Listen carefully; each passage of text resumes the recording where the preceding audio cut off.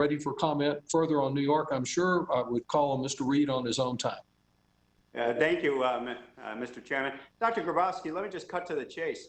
Are you advocating as an expert in this field that COVID-19 positive seniors should be ordered to go into nursing home facilities like the March 25th order of New York State? No, I've been pretty clear, Congressman, on that issue that I think that was a mistake, but I did want to clarify a couple. Well, I appreciate that. No, I appreciate acknowledging a mistake. Has the governor ever, Cuomo, ever acknowledged, or the 4 other governors acknowledged that was a mistake to your knowledge, Dr. Grabowski? No, but what he has explained is that it was consistent with CMS guidance. I'll go back to the March 13th CMS guidance, and if so you're also misrepresenting the fact on that issue that the independent fact checkers indicated was mostly false, if you're aware of that, correct? So you're saying CMS was at fault for this? Is that what you're saying? The CMS guidance, I think, is pretty clear on that back from March 13th, and I could just read from it. Nursing homes should admit individuals that they would normally admit to their facility, including individuals from hospitals where a case of COVID-19 was/is present. Now, was it a good policy? I just said, no, I think it was a mistake, but was it? I appreciate you acknowledge it. So trying to sugarcoat the 6,300, Dr. Grabowski, I appreciate it, but to try to sugarcoat the 6,300 deaths that happened in New York, and I think that number, in my personal opinion, is twice that, to somehow say because we're going to play with percentages that we did a great job in New York is appalling to me. It's offensive to me. And it's offensive to those 10,000 plus seniors and their families that died as a result of that order, in my humble opinion, that we're trying to sugarcoat and whitewash this conclusion. And so I want to get to the order itself because it's critical to me that we understand why that happened, because we have been demanding answers on this question in the 4 other governors, and Steve Scalise, our whip, is now doing it at the national level. And so, Ms. Gould, you lived this. You were on our daily hospital calls. You and I were talking every day for 7 days a week during this crisis. When the March 25th order from New York State was issued, had you or any of your colleagues in the health networks that you represent, that you work with, that you talk with, that we had on our calls on a daily basis, were you in any way consulted in regards to the issuance of that March 25th order that sent 6,300 seniors to their death in our nursing homes in New York? No, I was not. And when you heard about that order that came out, it appears you took unilateral good faith action because your expertise said we shouldn't follow that rule. I believe in your opening testimony, you referenced how your hospital worked with other hospitals to protect those seniors as a result of that situation. So when you got that order, how did you respond to it?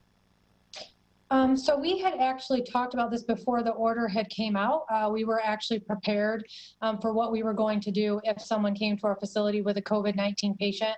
Like I said,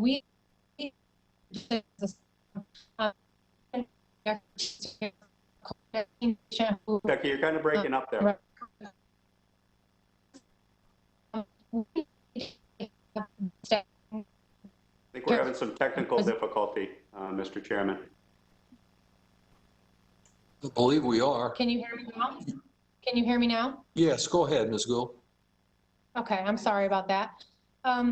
We had made a decision that the best place to care for those types of patients, COVID-19 patients, would be at the larger hospital, Cayuga Medical Center. And we also knew that by bringing any COVID-19 patient into even our hospital would be risky because we have so many shared service departments. So people who work in dietary also work in the nursing home. People who work in housekeeping also work in the nursing home. So we had decided right off the bat that we were going to have a different strategy and try to keep COVID-19 patients out of our facility so they would not infect our nursing home patients. And why was that, Becky? Why were you so concerned about having that COVID-19 come into your nursing home facility? I think it was all the early reports about the people that were on the cruise ship who had all contracted the virus. And so we were very concerned about the layout of a nursing home. So nursing home layout is very institutional-like, kind of like classrooms that you would see like in a high school. And so it would be very difficult. You have one CNA who is in charge of 3 to 5 residents at a time.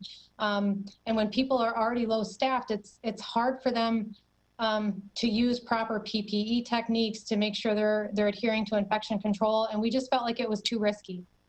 And as you did that analysis, what I'm hearing you testify to, that you were really trying to separate out separate facilities because you just could not manage the COVID-19 population in a situation where there are negative patients who are senior citizens that are highly susceptible to this. So you were concerned about the location of all of this in one location, were you not? That is true, and we also felt that the best care for a COVID patient would be at Hugo Medical Center for their care as well, but also to protect the nursing home residents. And why was that? Because of the expertise in the medical center that they had? Yes. And so going forward, if I am surmising your testimony accurately, one of the recommendations I'm hearing from your real life experience is that we should make sure that when the virus comes back, that we get the seniors isolated in separate facilities, and that we get our parents and grandparents the best care that they possibly can by the medical facilities that can deliver that care to them, or those personnel. Is that fair input?